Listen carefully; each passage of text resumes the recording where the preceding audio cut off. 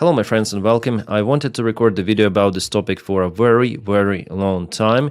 It is an important one and today's morning news, morning for me, actually pushed me for this video. So we have the national security strategy published by the White House administration and the President of the United States of America. This strategy really shows that the previous world order, it doesn't exist. And it also marks the end of this economic and military empire, the United States of America. Well, it will still be as a country, but it is losing its influence. It is already understandable. We are now at the disintegration process that will bring more escalations worldwide. Well, let's check out this document, and I want to tell you more about what is happening. It is available openly on the website whitehouse.gov. You may check it out yourself. Signed by Donald Trump in November 2025, but was published just today. So the strategy, principles, priorities, regions, for us, it's very interesting. Europe, because it's the hot stage of the war, what is happening. We'll go to page 27 that shows our board policy for Europe should prioritize. And here what we have. I think I'm gonna zoom in for you for a better view. Reestablishing conditions of stability within Europe and strategic stability with Russia. Strategic stability with Russia, that is what the United States of America wanted to achieve using Witkoff, Kushner and other methods to cooperate with Russia, but it doesn't work as we see.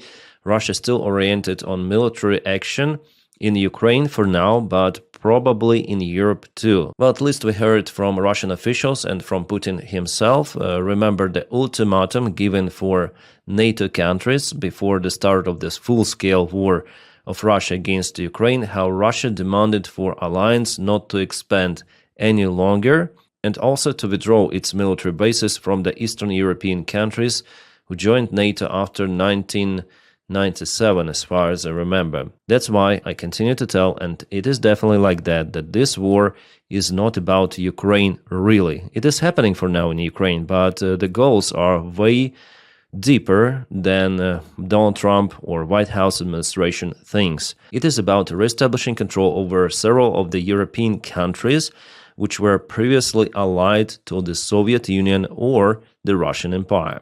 In Ukraine, Putin started the war because he thought that the goal is achievable very fast using military action, but in fact it is not like that. And we have one more confirmation. Probably in this video I'm gonna show you the interview with one of the main Russian generals who definitely stated that it was the mistake of the Russian command to start the war just like that, without proper supplies, without understanding that in Ukraine there will be a resistance. They thought that 70% people, they really supported Russian regime, and just 30% they could possess some of the threat or resistance for Russian forces. Okay, what is next? Enabling Europe to stand on its own feet and operate as the group of allied sovereign nations, including by taking primary responsibility for its own defense without being dominated by any adversarial power. So, in other words, enabling Europe to stand its own feet means that in case of the direct threat or direct confrontation with Russia, United States will not meet its NATO obligations. And the fifth article is not really that obligation if you read it carefully. So United States will not deploy its forces to protect Europe, and Donald Trump, with his signature, approved that in this document. It is already evident. It means the destruction of the previous world order that existed for several decades during the Cold War, and right now the dictators, they want to change this order. We have this response from America openly. In case something happens to our allies, we're not gonna be involved. No, rely on yourself. But the problem with that Europe for now, it cannot defend itself. If Russia starts the war against Baltic countries or some other countries, Russia has a very big chance to win some of the confrontation. Yeah, not globally, but Russia may annex lots of the European territories, and this escalation will not be met with the proper defense. If Putin, for example, starts it in the next couple of years, Europe will not respond promptly, and the Europeans themselves, they openly say about it. Their intelligence services, their politicians. That's why they're always afraid, afraid to escalate. Should we give Ukraine tanks? How would Russia think about that? How would Russia think about this? I even told you about the Belgian Prime Minister yesterday, who openly says that Russia scares us. If we confiscate Russian frozen assets, Russia could implement some of the hybrid war tactics and so on. So they do afraid. Why? Because they don't have unity. They don't have united army. The logistics to send forces rapidly is not okay. The drone component of the army is still at the birth stage. Unlike in Ukraine and Russia, the actual battle experience, we are not counting several troops in Iraq or Afghanistan. Mainly, it is absent. And we know that the war is different compared to Afghanistan and Iraq. It's very, very different. And one more problem is the military production capabilities. Europe doesn't have that strong military compared to United States of America. Yes, Europe has more population.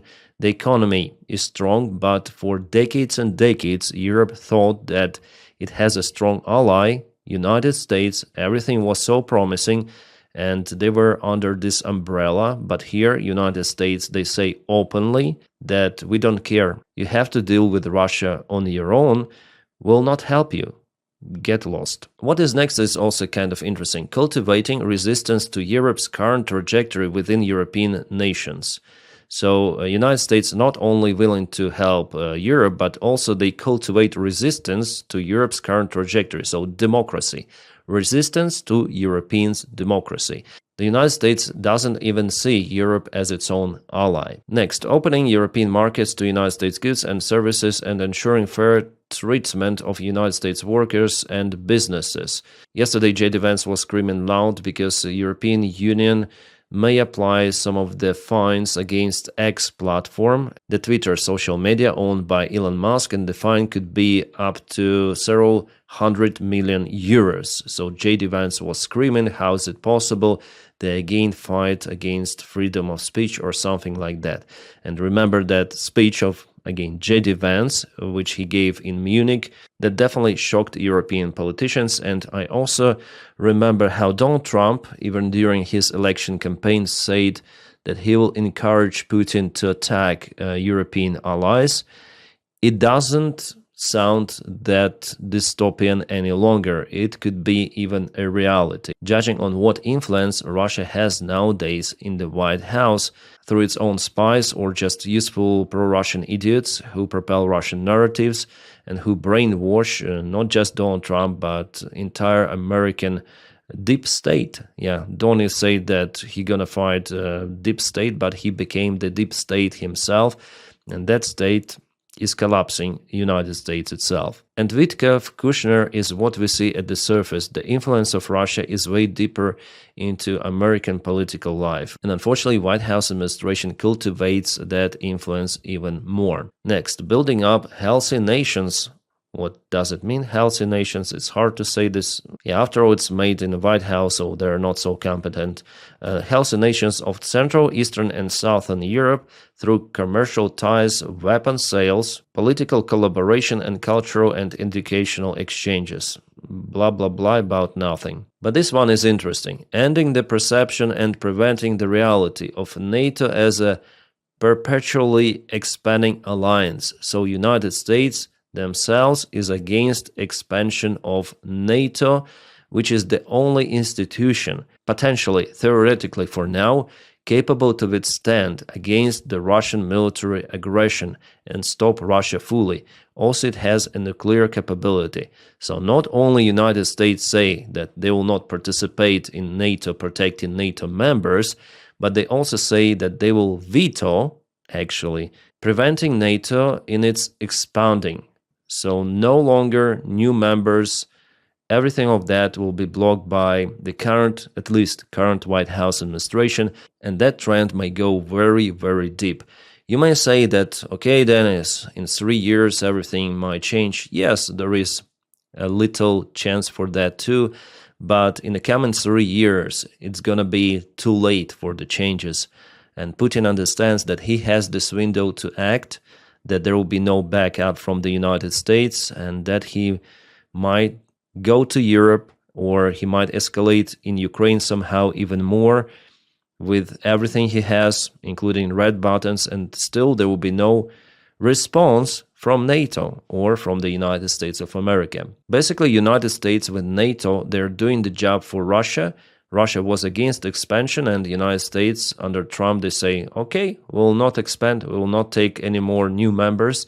If Donald Trump was the president previously, he would not take Finland and Sweden into NATO. It's already evident. Next, encouraging Europe to take action to combat mercantilist overcapacity, technological theft, cyber espionage, and other hostile economic practices. Okay, whatever. This is also interesting. We want Europe to remain European, to regain its civilization self-confidence and abandon its failed focus on regulatory suffocation. Yeah, basically they want far-right parties to win, like, for example, it nearly happened in Romania, and also they are friends with Orban, and basically it's the ideological background to push European European partners. White House says that Europe is in lack of the self-confidence, is most evident in Europe's relationship with Russia. European allies enjoy significant hard power advantage over Russia by almost every measure. Poor Russia. As a result of Russia's war in Ukraine, European relations with Russia are now deeply attenuated, and many Europeans regard Russia as an existential threat. It is definitely like that, Donny. Managing European relations with Russia will require significant United States diplomatic engagement, both to reestablish conditions of strategic stability across the Eurasian landmass and to mitigate the risks of the conflict between Russia and the European states. But you make it happen by withdrawing your credibility in NATO, saying openly that Europe should defend itself and not going to help it. You encourage Russia to attack European countries, because aggressor Putin understands that he might take new territories, even NATO territories, and there will be any punishment. In this document, White House also says that European Union governments undermining democratic standards and stalling peace efforts. Yes, it is some sort of the irony to hear about undermining democracy from Donald Trump's administration. United States, guys, it turns into totalitarian state. Little by little, but it moves towards that direction. It has never been like that before. Donald Trump may afford whatever he wants to afford. He doesn't afraid of being punished, being impeached. His administration is applying repressions against those who criticize Donald Trump's policies. Donald Trump acts in contradiction with the law of the United States, Constitution of the United States. Lots of the Trump's decisions, they're actually illegal. They're in lack of the congressional approval. They're doing even war crimes in the Caribbean Sea. You know, this scandal with Hexit. And all of the political life is surrounded around one personality, Donald Trump himself. And that is very dangerous. It's not about, let's say, Donny fully, because after all, Donald Trump is very old. He will be gone very, very soon. But this situation creates the background for United States to go very, very dark side. And as I say to you, United States is losing its influence by betraying its allies, betraying Ukraine. European officials already stated about it openly in private conversations, but still this information was leaked. So the current administration is the worst possible under the threats happening in the world. And United States, well, it's already lost the influence. It's already not that huge influential states. Other countries, they cooperate now more against United States of America. We saw this big parade in China with dictators in the front, so they are propelling the new world order, and the rest of the countries will cooperate with them to dismiss the current world order. It simply doesn't exist, as I told you. The base of the old order was built by the United States of America, democratic institutions, but also with implementation of the rule of force, strong military, strong economy, lots of the allies around the world who purchase oil using American money, United States dollars. Even the last year, there were warnings that countries like Saudi Arabia will not rely solo on the United States dollars in its oil trades. And actually, that is one of the main components of United States dollars to be the global reserve currency. trade, and the mighty force of the United States Army. You have to purchase most of the resources using American currency, otherwise United States Army is kind of capable. But now, not any longer, United States is shrinking down to some sort of the regional state. Without the global dominance, it means that the United States is losing its influence that it cannot afford.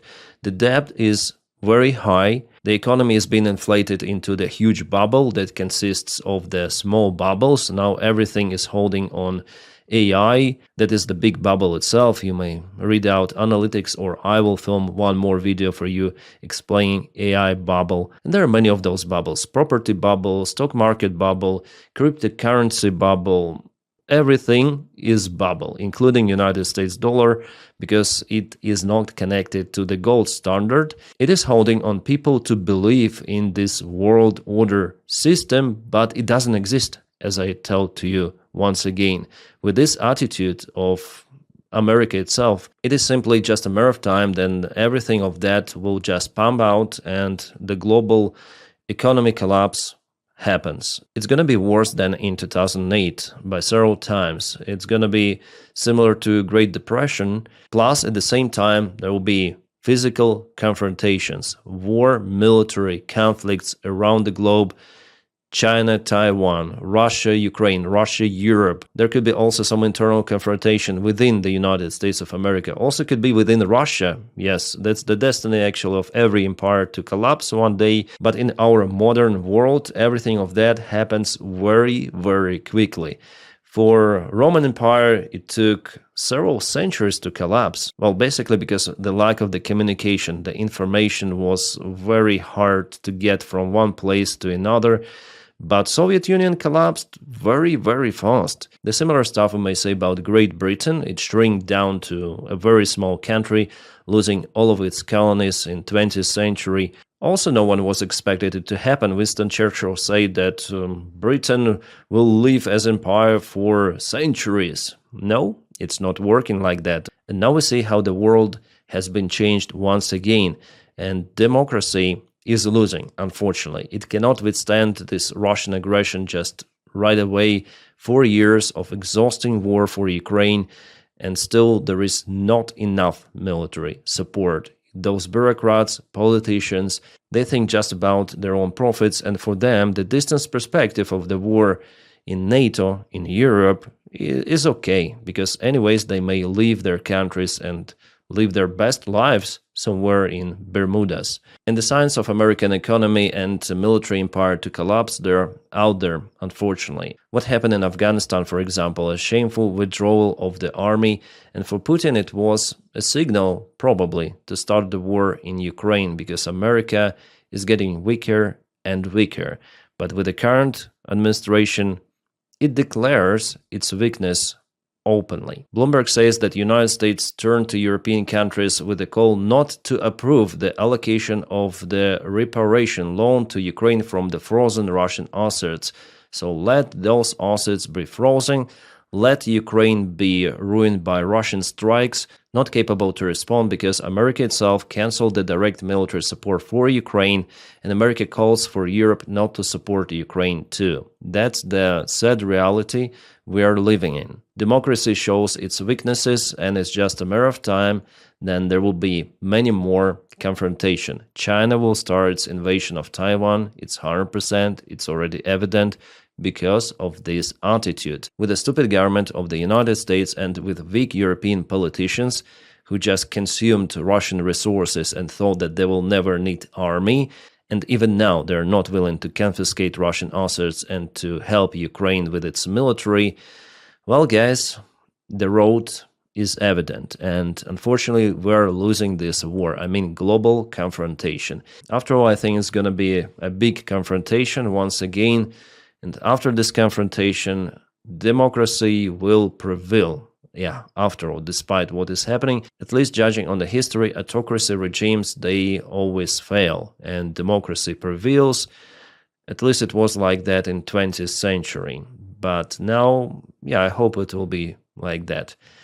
Yeah, kind of the dystopian sad video, but guys, I wanted to tell you about it. I was thinking about this stuff for a very long time, and today I just found the opportunity and inspiration from this new national security strategy of the United States that cancels United States itself as global influencer in the world. Well, anyway, stand by for Ukrainian update this evening, and also if you want to support my job, you're very welcome to do it through Patreon, the link for it in the video description right below. And also you may support my channel membership. You might press the button join somewhere over here. Thank you guys for supporting me. Without you, my job wouldn't be possible. And if you do not have the opportunity to support me in that way, it's okay, just press your like to this video and subscribe for the channel. That also boosts this video in YouTube algorithms. Thank you so much for it as well. My friends, I wish you all a peaceful sky wherever you are, and have a great time.